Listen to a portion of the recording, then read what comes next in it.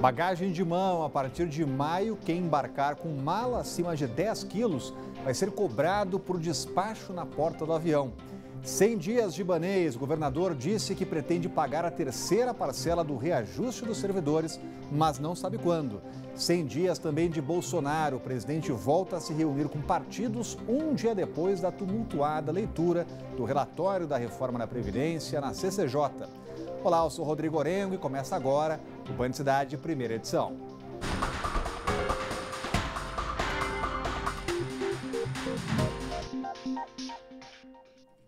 Começou hoje no aeroporto JK uma campanha para lembrar aos passageiros quais as dimensões e peso permitidos da bagagem de mão. Há quase 2 anos, as companhias aéreas cobram pela bagagem despachada, com a desculpa de baratear os voos, o que, diga-se de passagem, não aconteceu até agora. E desde a mudança é possível embarcar com até 10 quilos. Só que frequentemente as malas chegam aos aeroportos e portões mais pesadas. A fiscalização vai ficar mais rigorosa no próximo mês, o que pode representar um gasto a mais ao consumidor. Há quase 2 anos, as empresas aéreas começaram a cobrar pelas malas despachadas. Desde então, as bagagens de mão se tornaram mais comuns nos aeroportos. Mesmo assim, ainda tem gente que sofre para montar a mala. A Célia, por exemplo, está indo visitar a mãe em São Luís. Para diminuir o volume da bagagem, vale tudo, até vestir 2 calças. Eu falei, quer saber, vou botar 2 calças, economizar um pouco, entendeu? Porque eu não ia levar jeans. Eu falei, vou levar a jeans, porque a gente precisa de uma jeans, né? Aí eu botei a jeans por cima dessa. Eu não sei nem se vai dar para passar, né? Tô levando. Mas aí tô orando aqui, pedindo a Deus que Deus abençoe, que eu consiga passar, entendeu? Mas vamos fazer um teste. E lá vai ela passar pela conferência da bagagem. E parece que rolou uma dúvida ali para saber se está dentro do padrão. A manicure teve que voltar para ver se a mala vai ser liberada ou não. Ufa, que alívio! Passou. Bagagem muito maior do que esse gabarito. Na próxima viagem tem que despachar no check-in porque não vai ser permitido o acesso à Tá bom, então. Tá bom? Tá, obrigada. Muito obrigado. Boa viagem. Oi. Passou no teste do coração? Acelerou. Acelerou muito. Mas agora pensei que ia deixar minhas coisas que eu ia levar para minha mãe. A irmã dela, a Sônia, deixou o marido ali a postos. Caso a mala não passasse, sabe o que ela iria fazer? Eu ainda falei pro meu marido, vamos que o que não passar você traz de volta.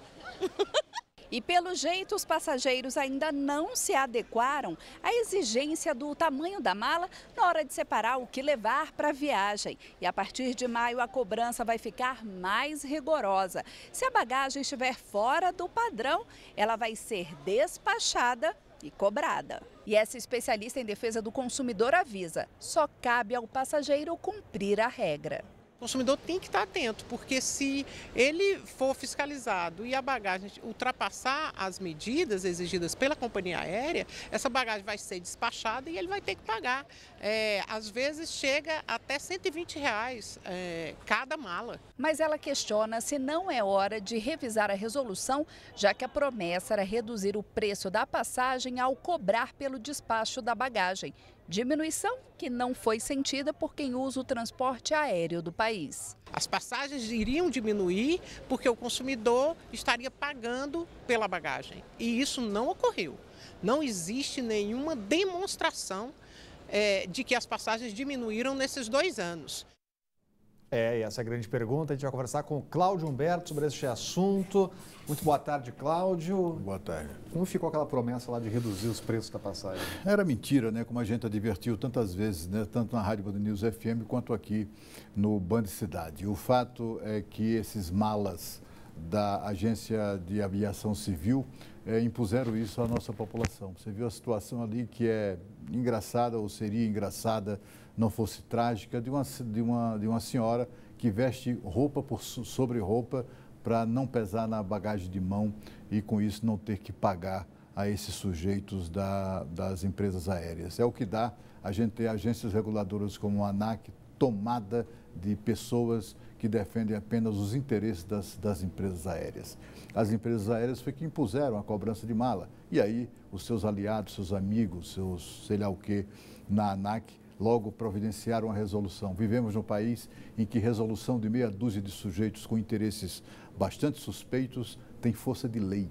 Você não tem alternativa senão cumprir essa determinação. O fato é que as pessoas estão fazendo opção a mala individual e, com isso, há uma queda do faturamento que as empresas aéreas esperavam com a cobrança de mala. Estão ganhando muito, milhões, mas esperavam ganhar ainda mais.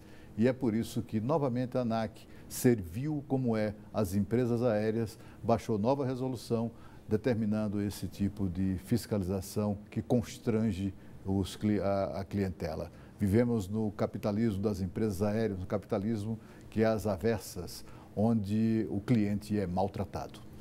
E a família da jovem encontrada morta no Lago Paranoá entrou com uma representação contra o delegado responsável pelo caso. Os parentes de Natália Costa reclamam de descaso na investigação. A Corregedoria da Polícia recebeu a denúncia e agora vai analisar o processo. Folhas soltas, sem assinaturas e com depoimentos incompletos. Foi assim que a advogada da família de Natália Costa descreveu o inquérito policial solicitado à 5ª Delegacia de Polícia. Eu nunca tinha visto isso em 22 anos de profissão. Aí, a portaria do inquérito. Não tem número, não tem assinatura, né? Aí eu dei uma folheada, falei, mas delegado, esse aqui é o inquérito? Ah, é. Falei, mas o inquérito não está autuado, não tem um número? Não. Falei, e o vídeo? O senhor me entrega uma cópia? Não, o vídeo está no Instituto de Criminalística. Falei, tá. E o laudo da vítima aqui, do corpo da vítima? Ah, não está aqui ainda. Além do documento, a advogada também pediu acesso ao vídeo que mostra a jovem junto com Wendel e Yuri no Lago Paranoá.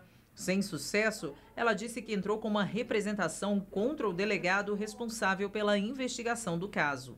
Me parece muito estranho isso. O corpo de Natália Costa foi encontrado no Lago Paranoá, perto do Clube Almirante Alexandrino, em 1º de abril.